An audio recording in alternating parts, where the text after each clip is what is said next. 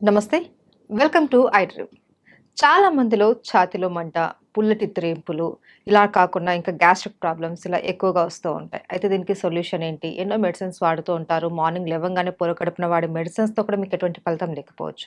అయితే వీటన్నిటికి కూడా వంటింటి చిట్కాలతో మనం ఎలా సొల్యూషన్ తీసుకోవాలి అన్న దాని గురించి చక్కగా వివరించడానికి మనతో పాటు ఉన్నారు ప్రముఖ ఆయుర్వేద వైద్య నిపుణులు, వంటింటి చిట్కాలలో చాలా ఫేమస్ ఆయన. ఈ పాటికి మీకు అర్థమైపోయి ఉంటుంది. ఆయనే చిట్టుబొట్ల మధుసూదన్ శర్మ గారు. వారితో మాట్లాడి అసలు ఈ గ్యాస్ట్రిక్ ప్రాబ్లమ్స్‌కి ఎలాంటి సొల్యూషన్ చెప్తారన్నది అడిగి తెలుసుకుందాం. నమస్తే సార్. నమస్తే. సార్, గ్యాస్ట్రిక్ ప్రాబ్లమ్ అన్నది ఇప్పుడు చిన్న పిల్లలు కూడా మాకు ఛాతీలో మంటొచ్చేస్తుంది, పుల్లగా తేన్పులొస్తున్నాయి, ఏం తినలేకపోతున్నాము అనేసి చెప్తూ ఉంటారు. అయితే గ్యాస్ట్రిక్ ప్రాబ్లమ్ రావడానికి మెయిన్ రీజన్స్ ఏంటి సార్? గ్యాస్ట్రిక్ ప్రాబ్లమ్స్ రావడానికమ్మా టయానికి ఫుడ్ తీసుకోకపోవడము, హ్మ్. కాఫీ టీలు ఎక్కువ తాగడము, junk foods, fast foods, bakery foods ఎక్కువ తీసుకోవడము, హ్మ్. రాత్రి ఎక్కువసేపు నిద్ర మేలుకోవడము, మోషన్ను బలవంతంగా ఆపుకోవడము, తర్వాత మల విసర్జన సరిగ్గా చేయకపోవడము, హ్మ్. అంటే కాన్స్టిపేషన్ ప్రాబ్లమ్ అమ్మా. హ్మ్. హ్మ్. సో ఇలాంటివి అనేక రకాలైనటువంటి కారణాల వల్ల ఈ గ్యాస్ట్రిక్ ట్రబుల్ వస్తూ ఉంటుందమ్మా. హ్మ్. ఈ గ్యాస్ట్రిక్ ట్రబుల్ సమస్య ఉన్నటువంటి వాళ్ళలో అందరిలో అన్ని లక్షణాలు ఒకే రకంగా ఉండవమ్మా. అవును. కొందరిలో ఒక్కొక్క రకమైనటువంటి లక్షణాలు ఉంటాయి. హ్మ్. కొంతమందికి తేపుల రూపంలో ఈ యొక్క సమస్య ఇబ్బంది పెడుతూ ఉంటుంది, కొంతమందికి కడుపు ఉబ్బరంగా ఉంటుంది, కొంతమందికి వాంతి వచ్చినట్లు ఉంటుంది, కొంతమందికి తల బరువుగా ఉంటుంది, హ్మ్. కొంతమందికి మోషన్ ప్రాబ్లం ఉంటుంది, కొంతమందికి కడుపులో మంట ఉంటుంది, కొంతమందికి కడుపులో ఏదో రాయి పెట్టినట్లు అనిపిస్తూ ఉంటుంది. హ్మ్. ఇలా వివిధ రకాలైనటువంటి లక్షణాలు కలుగుతుంటాయమ్మా. మరికొంతమందికి అయితే ఈ ప్రభావం చేత అంతుబట్టని సమస్యలమ్మా. హ్మ్. అంటే కీళ్ళ నొప్పులు, మోకాళ్ళ నొప్పులు, తర్వాత నడుము నొప్పి, భుజం నొప్పి, తలనొప్పి, ఇలాంటి వివిధ రకాలైన నొప్పులు కూడా కలుగుతుంటాయమ్మా. హ్మ్. అలాంటి వాళ్ళలో ఏ పరీక్ష చేసినా ఏముండదమ్మా. హ్మ్. పరీక్షలు చేయించుకుంటారు కానీ నార్మల్గా ఉంటాయి, సమస్య మాత్రం ఇబ్బంది పెడుతూ ఉంటుంది. హ్మ్. గ్యాస్ట్రిక్ ట్రబుల్ సమస్య తగ్గిపోతే కానీ అవి తగ్గిపోవమ్మా. హ్మ్. సో అట్లా కొంతమంది ఉంటారమ్మా. ఏది ఏమైనప్పటికీ మీరన్నట్లు ఈవెన్ ఒక్కొక్కసారి పరిగడుపున మింగే మాత్రలు కూడా మొండి పడతాయమ్మా. అవును. కొన్నాళ్ళ పాటు వాడేసరికి అవి కూడా మాకు సాధ్యం కాదని చెప్పేసి మొండి పడితే ఆ టాబ్లెట్స్ మార్చుకోవడము, వాటి యొక్క డోస్ పెంచుకోవడము చేసుకునేటువంటి హ్మ్. పరిస్థితి ఏర్పడుతుందమ్మా. హ్మ్. హ్మ్. దీర్ఘకాలికంగా అలాంటి కృత్రిమ ఆధునిక రసాయన ఔషధాలు వాడడం ఏమాత్రం క్షేమదాయకం కాదమ్మా. అవును. కాబట్టి సేఫ్టీగా ఉన్నటువంటి క్షేమదాయకమైనటువంటి సైడ్ ఎఫెక్ట్స్ లేనటువంటి మందులు వాడుకోవడం మంచిదమ్మా, హ్మ్. ఆహార ఔషధాలు. అందుకే అంటారు సార్, మన కడుపు చల్లగా ఆరోగ్యంగా ఉంటేనే మనం ఆరోగ్యంగా ఉంటాము అనేసి చెప్తూ ఉంటారు. ఎగ్జాక్ట్లీ అమ్మా. అవును.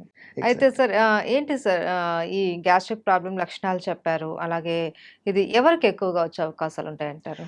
సర్వసాధారణంగా అమ్మా చిన్న పిల్లలు తక్కువగా వస్తూ ఉంటుందమ్మా ఈ హ్మ్. సమస్య. హ్మ్.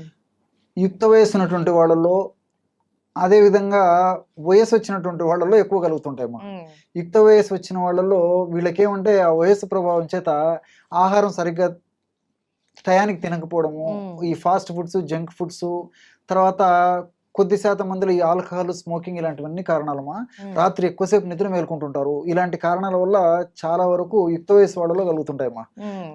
అదేవిధంగా ఈ చిన్న పిల్లల విషయానికొస్తే వీళ్ళకు చాలా మందికి ఆ చిన్న పిల్లలకి ఆకలి తెలియదమ్మా. హ్మ్. కాబట్టి ఆకలి తెలియక సరైనటువంటి ఆహారం సరిగ్గా తీసుకోలేకపోవడం చేత తెలిసి తెలియక హ్మ్. వాళ్ళకు ఈ యొక్క సమస్య వస్తుంటుంది. రెండోది ఏంటంటే చిన్న పిల్లలు ఈ జంక్ ఫుడ్స్ అవి ఎక్కువ తీసుకుంటుంటారమ్మా. హ్మ్. దీనివల్ల కూడా ఈ గ్యాస్ట్రిక్ ట్రబుల్ సమస్యలు వస్తుంటాయి. అట్లే వయసు వచ్చినటువంటి వాళ్ళు చూసినట్లయితే వయసు వచ్చిన తర్వాత ఏదో ఒక సమస్య చుట్టుముట్టి ఇబ్బంది పెడుతూ ఉంటుందమ్మా. ఏదో ఒక రకమైనటువంటి అనారోగ్యం. హ్మ్. ఉదాహరణకి మనం 10 మందిని మనం గమనించినట్లయితే 50 సంవత్సరాలు దాటినటువంటి వాళ్ళలో, అలాగే చెప్పుకుంటూ పోతే ఈ రోజు 40 సంవత్సరాలు దాటినటువంటి అవును. వాళ్ళలో అవును. ఏదో ఒక సమస్య అమ్మా, అనారోగ్య సమస్య. ఏదో ఒకటి మాత్ర వేసుకుంటుండాల్సిందే, ఆ రోజును గడుపుతుండాల్సిందే. అవును. అవును. సో ఈ విధంగా వయస్సు పెరిగే కొద్దీ, వయస్సు వచ్చే కొద్దీ వ్యాధుల తాకిడి ఎక్కువైపోతుందమ్మా. హ్మ్. వ్యాధుల తాకిడి ఎక్కువైపోద్ది, మందుల వాడకం ఎక్కువైపోతుంది. అవును. మందుల వాడకం ఎక్కువైపోద్ది, సైడ్ ఎఫెక్ట్స్ అన్నీ ఎక్కువవుతాయి. ప్లస్ ఉన్న మైనస్లు జాస్తి అయిపోతాయి. అవును. ఆ మైనస్లలో ఇదొకటమ్మా హ్మ్. Gastric trouble. హ్మ్. సో వాళ్ళు చాలా సఫర్ అయిపోతుంటారు అనమాట. ఆహారం కంటే మందులు జాస్తి అయిపోయేటువంటి పరిస్థితి అయిపోతుంది. హ్మ్. సంచి నిండా హ్మ్. మందులతోనే కడుపు అవును. నింపుకోవాల్సిన పరిస్థితి ఏర్పడుతుంది. అవును. హ్మ్. దీనివల్ల ఈ యొక్క జీర్ణ వ్యవస్థ అంతా అతలాకుతలమైపోయి వివిధ రకాలైనటువంటి గ్యాస్ట్రిక్ ట్రబుల్ సమస్యలు వస్తుంటాయమ్మా. హ్మ్. కాబట్టి అందరికీ వస్తాయి, కానీ ఒక్కొక్కరికి ఒక రకమైనటువంటి కారణాల వల్ల హ్మ్. లక్షణాలు కూడా ఒక్కొక్క విధంగా ఉంటుంటాయమ్మా. అయితే కారణాలు ఏవైనా సరే సార్, ఈ ప్రాబ్లమ్ అన్నది చాలా సివియర్‌గా ఉంటుంది. చాలామంది ఇబ్బంది పడిపోతూ ఉంటారు. అలాంటప్పుడు ఏం చేయాలి సార్? మనకు వంటింట్లో దొరికే చిట్కాలేంటి? దీనికమ్మా అన్నీ మనకు తెలిసినట్టే అమ్మా. హ్మ్. కానీ ఇందులో ఇంత అద్భుతమైనటువంటి ఔషధ గుణాలున్నాయా? ఇంత రిజల్ట్స్ వస్తున్నాయని చెప్పేసి ఆశ్చర్యం వేస్తుందమ్మా. మనం వాడి చూస్తే గాని తెలియదనమాట దాని హ్మ్. ఫలితము. హ్మ్. కేవలం 3 ఆహార ఔషధాలమ్మా. ఓకే. జీలకర్ర, ధనియాలు, సోంపు గింజలు. హ్మ్. ఎక్కడ ఏ వేలు ఖర్చు పెట్టాల్సిన అక్కర్లేదమ్మా. అవును. అద్భుతమైనటువంటి ఔషధం. హ్మ్. ఈ 3 పదార్థాలు ఒక్కొక్కటి 50 గ్రాములు తీసుకోవాలమ్మా. హ్మ్. అంటే జీలకర్ర ఒక 50 గ్రాములు వేయించేసేసి, హ్మ్. ధనియాలను వేయించి ఒక 50 గ్రాములు, సోంపు గింజలను వేయించేసి ఒక 50 గ్రాములు తీసుకోవాలమ్మా. హ్మ్. అన్నీ దోరగా వేయించుకోవాలి. అన్నీ కలిపేసి మిక్సర్ అయినా వేసుకోవచ్చమ్మా. హ్మ్. ఓపిక ఉంటే సెపరేట్ అని తయారు చేసుకోవచ్చు. ఓకే. లేకపోతే అన్ని కలిపేసి మిక్సీలో వేసేసుకోవచ్చు. హ్మ్. బాగా జల్లి పట్టేసేస్తే సరే ఒక 10 గ్రాములు అటు ఇటు అయినా ఇంచుమించు ఒక 140 గ్రామ్స్ 150 గ్రామ్స్ ఔషధం తయారైపోతుంది. హ్మ్. మొత్తం పౌడర్ బ్రహ్మాండమైనటువంటి పౌడర్ తయారైపోతుంది. హ్మ్. దాన్ని ఒక గాజు సీసాలో నిల్వ ఉంచుకున్నామా, హాఫ్ టీ స్పూన్ ఉదయం ఆహారం తర్వాత అరచేతి మీద వేసుకొని కొద్దిగా చప్పరించేసేసి నీళ్ళు హ్మ్. తాగేసేయాలమ్మా. కొద్దిగా హాఫ్ గ్లాస్ వాటర్. ఓకే. రాత్రి ఆహారం తిన్న తర్వాత కూడా ఒక హాఫ్ టీ స్పూన్ ఒక అరచేతిలో వేసుకొని చప్పరించాలమ్మా. బాగా ఎంజాయ్ చేస్తూ అది చప్పరిస్తూ మింగేసేయాలి. హ్మ్. ఒక కప్పు అంటే ఒక 100 ml వాటర్ తాగితే సరిపోతుంది. హ్మ్. చిన్నపిల్లలు అయితే కొంచెం డోస్ తగ్గించుకోవాలమ్మా. ఓకే. అంటే 12, 13 సంవత్సరాలు దాటినటువంటి వాళ్ళకందరికీ ఈ డోస్ సరిపోతుంది. హ్మ్. ఇంకా 12, 13 సంవత్సరాల కంటే తక్కువ ఉన్నటువంటి వాళ్ళలో హాఫ్ టీ స్పూన్ కాకుండా పావు టీ స్పూన్ ఆ రేంజ్‌లో వాడుకుంటే సరిపోతుంది. హ్మ్. సో, ఇది వాడడం వల్ల ఏమైతుందంటే within third day, fourth day నుంచి మంచి బ్రహ్మాండమైనటువంటి రిజల్ట్స్ వస్తాయమ్మా. ఓకే. సో, ఇప్పుడు మనం చెప్పుకున్నటువంటి లక్షణాలన్నిటికి కూడా ఇది ఇది దివ్య చక్కటి ఔషధం. పరిష్కారం. అన్ని దివ్య అవును. ఔషధం. అవును. ఇన్ని లక్షణాలు చెప్పాం కదమ్మా! అవును. ఏ లక్షణమైనా కానివ్వండి గ్యాస్ట్రిక్ ట్రబుల్ అంటే కేర్ ఆఫ్ అడ్రెస్ ఇదే. హ్మ్.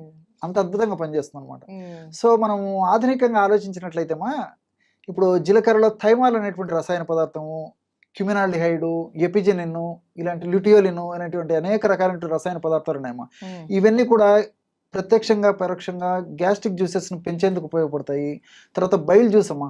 బైల్ జ్యూస్ బాగా ఉత్పత్తి అవుతూనే బాగా ఆకలవుతుంది. జీర్ణశక్తి బాగా జరుగుతూ ఉంటుంది. హ్మ్. సో, బైల్ జ్యూస్ బాగా ఉత్పత్తి అయ్యేందుకు ఈ జీలకర్రలో ఉన్నటువంటి ఇలాంటి అనేక రకాలైనటువంటి రసాయన పదార్థాలు ఉపయోగపడతాయి. అట్లే ధనియాల్లో కొరియాండ్రాల్ అనేటువంటి రసాయన పదార్థము, ఇలాంటి రసాయన పదార్థాలు కూడా ఈ జీర్ణ వ్యవస్థలో వచ్చేటువంటి వివిధ రకాలైనటువంటి గ్యాస్ట్రిక్ ట్రబుల్ సమస్యలకు ఉపయోగపడతాయమ్మా. హ్మ్. అంటే సోంపు గింజలమ్మా. హ్మ్. సోంపు గింజల్లో ఎనథాలు, తర్వాత ఫైబరు ఇలాంటి రసాయన పదార్థాలు ఉంటాయమ్మా. హ్మ్. ఎనథాల్ అనేటువంటి ఈ రసాయన పదార్థము మనం తీసుకున్నటువంటి ఆహార పదార్థాలు పులవకుండా చేస్తాయి. బాగా జీర్ణమయ్యేటట్టు చేస్తాయి. తర్వాత చక్కగా విసర్జన అంటే వేస్ట్ పదార్థం త్వరగా విసర్జింపబడేదానికి కూడా ఎనథాల్ అనేటువంటి పదార్థం ఉపయోగపడతాయమ్మా. హ్మ్. అదేవిధంగా ఫైబర్. హ్మ్. ఈ ఫైబర్ కూడా మోషన్ ఫ్రీ అయ్యేందుకు ఉపయోగపడుతుంది. అవును. ఆహార పదార్థం పులవకుండా ఉపయోగపడుతుంది. హ్మ్. అందులో మనకు తీసుకునేటువంటి ఆహార పదార్థాలమ్మా ఇటువంటి ఆహార పదార్థాల్లో ఫైబర్ ఎక్కువగా ఉన్నటువంటిది ఈ సోపులోనేమా. హ్మ్. అందులో ఈ రోజుల్లో నాగరికత ప్రభావం చేత, పాశ్చాత్య నాగరికత ప్రభావం చేత మనం ఫైబర్ వాడకం తగ్గిపోయిపోయిందమ్మా. అవును. అవును. కాబట్టి ఫైబర్ ఎక్కువగా ఉన్నటువంటి ఇలాంటి సోపు గింజలను వాడుకోవడం వల్ల గ్యాస్ట్రిక్ ట్రబుల్ సమస్యలు తగ్గిపోవడమే కాకుండా శరీరానికి కూడా చాలా రక్షణ ఇచ్చేసేసి ఈ షుగర్, బీపీ, వెయిట్ ఇలాంటివి రాకుండా కూడా కంట్రోల్ చేస్తుందమ్మా ఓకే. ఫైబర్. ఓకే. సో, ఇలా అంతేకాకుండా ఇందులో ఉన్నటువంటి పాలిఫినాల్స్ అనేటువంటి ఒక రసాయన పదార్థాలు కూడామా ఈ రక్తనాళాల్లో ఫ్యాట్ వల్ల, కొలెస్ట్రాల్ వల్ల, తర్వాత ఈ ప్లేట్లెట్స్ వల్ల పూడికలు ఏర్పడకుండా కూడా ఉపయోగపడతాయమ్మా హ్మ్. ఈ పాలిఫినాల్స్. హ్మ్. సో, మనం వాడేది గ్యాస్ట్రిక్ ట్రబుల్ అయినప్పటికీ గ్యాస్ట్రిక్ ట్రబుల్ వల్ల వచ్చేటువంటి సమస్యలు తగ్గిపోతాయి. అట్లే వెయిట్‌కి ఇది పనిచేస్తుందమ్మా. అంటే వెయిట్ వల్ల వచ్చేటువంటి సైడ్ ఎఫెక్ట్స్. హ్మ్. అదేవిధంగా షుగర్ రాకుండా షుగర్ వల్ల వచ్చేటువంటి సైడ్ ఎఫెక్ట్స్‌ను కంట్రోల్ చేస్తుంది. హ్మ్. అదేవిధంగా ఈ రోజుల్లో గుండె జబ్బుల సమస్య చాలా మందిలో కలుగుతుందమ్మా. హ్మ్. సో, గుండెలో బ్లాక్ కావడము, రక్తనాళాల్లో పూడికలు ఏర్పడడం, ఆ పూడికలు కూడా వచ్చిన పూడికలు త్వరగా తగ్గించేందుకు, ఆ పూడికలు రాకుండా ఉండేందుకు కూడా ఇది ప్రొలాంగ్ చేసేందుకు కూడా ఈ యొక్క ఉపయోగపడుతుంది. ఉపయోగపడుతుందన్నమాట. మల్టీ సో బెనిఫిట్స్ ఉన్నాయి అవును. కాబట్టి అందరూ క్షేమదాయకంగా వాడుకోవచ్చమ్మా. హ్మ్. చాలా అద్భుతమైనటువంటి ఔషధం అమ్మా. Okay sir. ఏ లక్షణాలు కనపడినా సరే మనకి 3 పదార్థాలతో చేసుకున్నటువంటి పౌడర్ కొద్దిగా తీసుకుంటే చాలు. చాలా చక్కటి రిలీఫ్ అయితే మనకు దక్కుతుంది. డెఫినెట్ అమ్మా. Right. Thank you so much sir. నమస్తే.